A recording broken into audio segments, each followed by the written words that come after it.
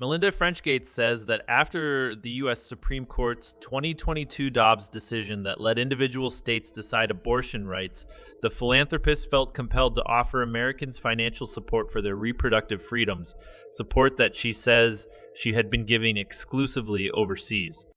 While I have long focused on improving contraceptive access overseas in the post-Dobbs era, I now feel compelled to support reproductive rights here at home, French Gates said in an op-ed Tuesday in the New York Times. For too long, a lack of money has forced organizations fighting for women's rights into a defensive posture while the enemies of progress play offense.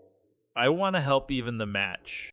French Gates, one of the world's wealthiest and most prominent philanthropists, resigned from the Bill Melinda Gates Foundation earlier this month, announcing June 7 will be her last day at the organization she helped create more than 2 decades ago. As part of her divorce agreement, she received $12.05 billion from the Gates Foundation for her work upon her resignation, and she hinted she would focus her philanthropic efforts on women and girls.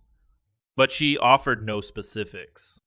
Tuesday, she gave the first details of her new plan. French Gates said she will donate $1 billion through 2026 to advance women's rights around the world through her organization, Pivotal Ventures, that will include $200 million in grants to organizations that are fighting for women's reproductive rights. Among those recipients is the 19th, a nonprofit news organization that reports on gender policy. Pinch Me, Emily Ramshaw, the company's co-founder and CEO, said in a post on X. Sometimes dreams do come true, Ramshaw said in a blog post on the company's website. This support will bolster our critical politics and policy coverage in a seismic election year, allow us to make strategic investments in our audiences and our future, and lay the foundation for our long-term sustainability in a turbulent time for our industry.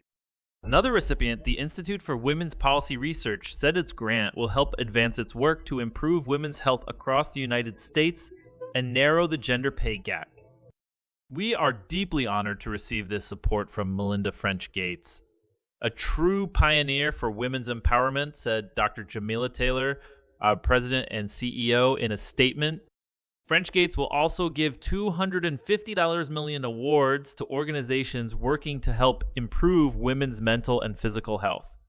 In an innovative effort that echoes those by mega philanthropist Mackenzie Scott, French Gates also said she will grant $240 million to a group of 12 advocates and influential leaders around the world, $20 million each, to allow them to give the money to groups they believe are performing urgent and meaningful work in women's health.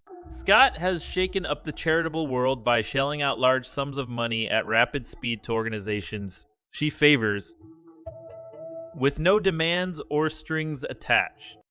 I'm also experimenting with novel tactics to bring a wider range of perspectives into philanthropy, French Gates wrote in her op-ed.